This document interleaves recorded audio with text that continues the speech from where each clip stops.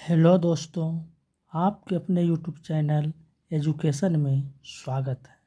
आज हम लोग उत्सर्जन के जितने भी वस्तुनिष्ठ प्रश्न हैं सब पर बारी बारी से चर्चा करने जा रहे हैं।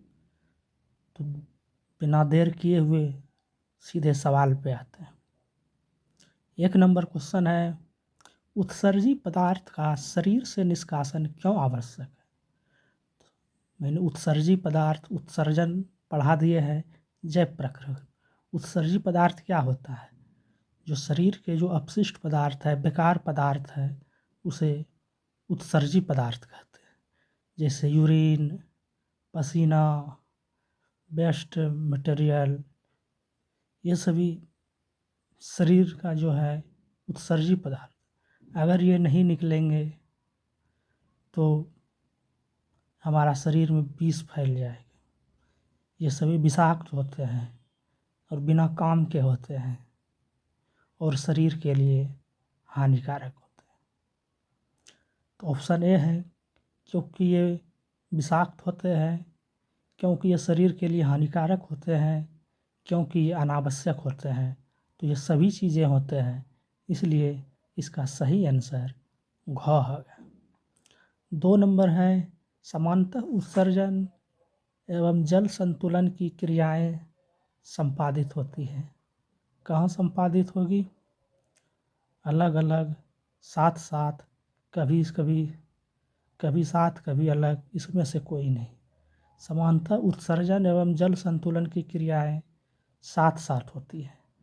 अगर उत्सर्जन और जल संतुलन की क्रियाएं साथ साथ नहीं होगी तो मनुष्य में डिहाइड्रेशन यानी कि जल की कमी हो जाएगी। इसीलिए दोनों साथ साथ होती है।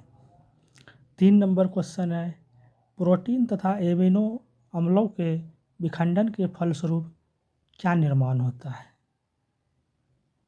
सिर्फ अमोनिया, सिर्फ यूरिया, सिर्फ यूरिक अम्ल, इनमें से सभी जो है इसमें प्रोटीन तथा एमिनो अम्ल के विखंडन के फलस्वरूप अमोनिया भी होता है, यूरिया भी होता है, यूरिक अम्ल भी होता है। इसीलिए इसका सभी आंसर है घ नंबर। 4 नंबर है, स्थलीय जंतुओं में सामान्यतः नाइट्रोजनी पदार्थों का शरीर से निष्कासन किस रूप में होते हैं? स्थलीय जंतु यानी कि जो स्थल पर रहते हैं, जो ज़मीन पर रहते हैं, जैसे मनुष्य, हाथी, घोड़ा, ये सभी स्थलीय जंतु है। इसका नाइट्रोजनी पदार्थ का शरीर से निष्कासन किस रूप में होता है? प्रोटीन के रूप में, यूरिया के रूप में, अमोनिया के रूप में, एमिनो अम्ल के रूप में। तो आप सभी जानते हैं यूरिया के रूप में होते हैं। इसमें जो स्थलीय जंतु होते हैं जैसे आदमी, हाथी, घोड़ा, कुत्ता, बिल्ली, ये सभी स्थलीय जंतु है और इसका जो है नाइट्रोजनी पदार्थों का शरीर से निष्कासन यूरिया के रूप में होता है। 5 नंबर सवाल है, किन जीवों में नाइट्रोजनी पदार्थों का निष्कासन यूरिक अम्ल के रूप में होता है? सिर्फ रेप्टिलिया में, सिर्फ एवीज में, को एवं खो दोनों, इसमें से कोई नहीं। तो इसका सही आंसर होगा को एवं खो दोनों। रेप्टिलिया में और एवीज दोनों में जो है नाइट्रोजनी पदार्थों का निष्कासन यूरिक अम्ल के रूप में होता है। रेप्टिलिया में ऐसे जीव आते हैं जो रेंगने वाले होते हैं, जैसे सांप, छिपकली, केचुआ। एवीज में एफ सब आते हैं, उड़ने वाले जानवर आते हैं, जैसे कबूतर, चिड़िया, मैना, ये सभी एवीज के अंतर्गत आते हैं। और दोनों में नाइट्रोजनी पदार्थों का निष्कासन यूरिक अम्ल के रूप में होते हैं। जबकि 4 नंबर क्वेश्चन थे, स्थलीय जंतुओं में जो स्थल पर रहते हैं उसका जो है नाइट्रोजनी पदार्थों का निष्कासन यूरिया के रूप में होता है। 5 नंबर है कि जो रेप्टिलिया भी ज़मीन पर रहते हैं सांप, लेकिन ये रेप्टिलिया के अंतर्गत जितने भी आते हैं जैसे सांप, केचुआ, छिपकली, ये सब का जो है निष्कासन यूरिक अम्ल के द्वारा होता है। 6 नंबर क्वेश्चन है, जीवों के शरीर में उपापचयी क्रियाओं के फलस्वरूप उत्पन्न अपशिष्ट पदार्थों का शरीर से बाहर निकलना क्या कहलाता है? जब अपशिष्ट पदार्थ शरीर से बाहर निकलते हैं तो ये सब क्या कहलाएंगे? उत्सर्जन कहलाते हैं। चैप्टर है उत्सर्जन। जीवों के शरीर के उपापचय क्रियाओं के फलस्वरूप उत्पन्न अपशिष्ट पदार्थ का शरीर से निकलना उत्सर्जन कहलाता है। वृक्क का भीतरी नतोदर सतह क्या कहलाता है? यानी वृक्क मतलब किडनी का जो भीतरी सतह होता है उसे हाइलम कहते हैं। नतोदर सतह को हाइलम कहते हैं। 8 नंबर है, वृक्क की रचनात्मक तथा क्रियात्मक इकाई जो है उसे नेफ्रॉन कहते हैं, जो कि अच्छे से हम पढ़ाए हैं उत्सर्जन में। आप लोग वीडियो देख लें जाके, पुराना वीडियो जो मैंने लगभग 10-15 दिन पहले पढ़ाया है। वृक्क की रचनात्मक तथा क्रियात्मक इकाई नेफ्रॉन कहलाता है। नेफ्रॉन के किस भाग में ग्लोमेरुलस अवस्थित रहता है?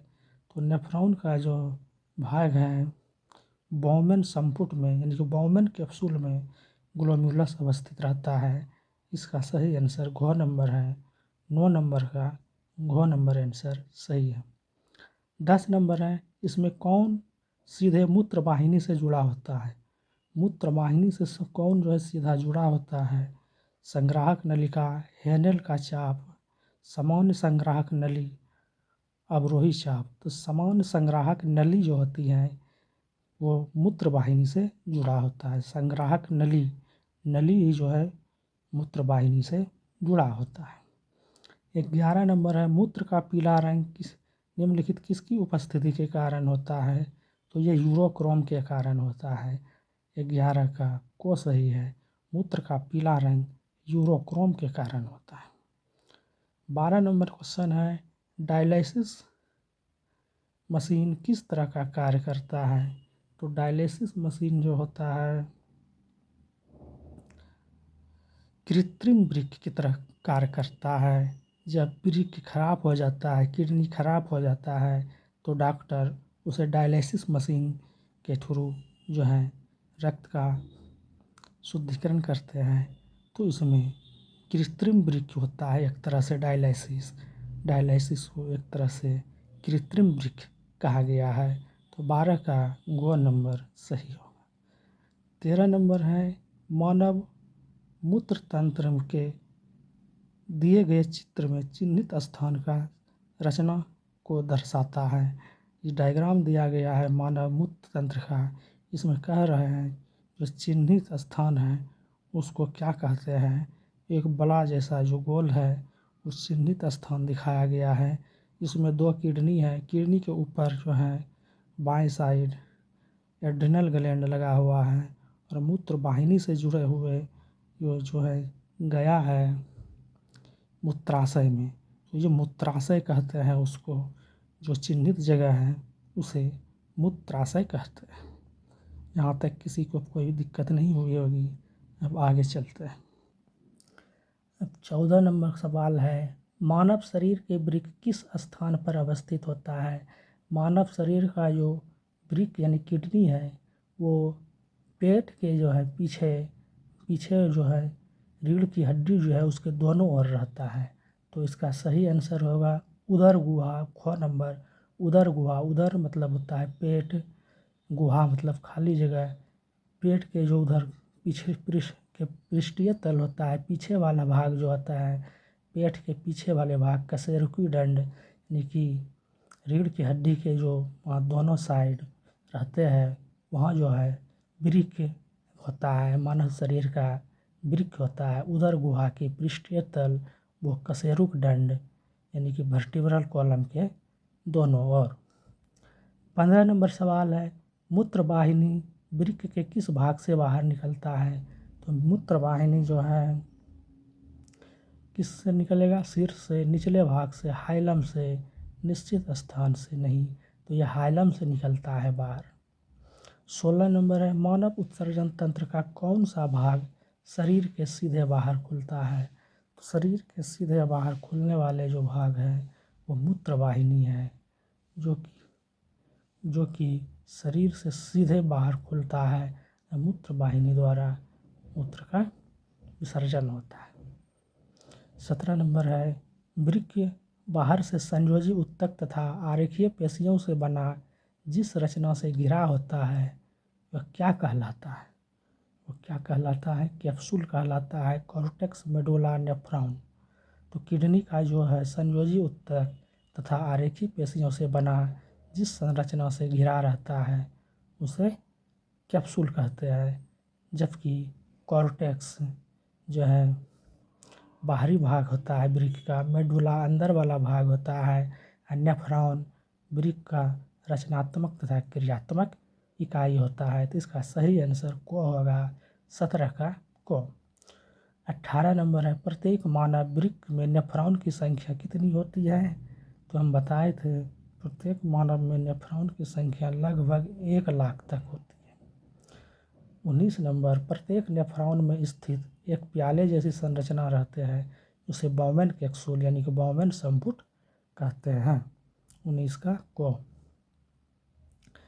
20 नंबर है, इसमें कौन साधारणतः मानव मूत्र में उपस्थित नहीं होता है? जल, urea, sodium chloride, sodium nitrate. तो जल तो होता ही है मूत्र में, यूरिया भी होता है, सोडियम क्लोराइड भी होता है, लेकिन सोडियम नाइट्रेट नहीं होता है। 21 नंबर क्वेश्चन है, मानव मूत्र में साधारणतः यूरिया की प्रतिशत मात्रा कितनी होती है? मानव मूत्र में जो है यूरिया का प्रतिशत मात्रा जो है लगभग 2% होती है और 98% जल होता है। तो लगभग 2% यूरिया की प्रतिशत मात्रा होती है।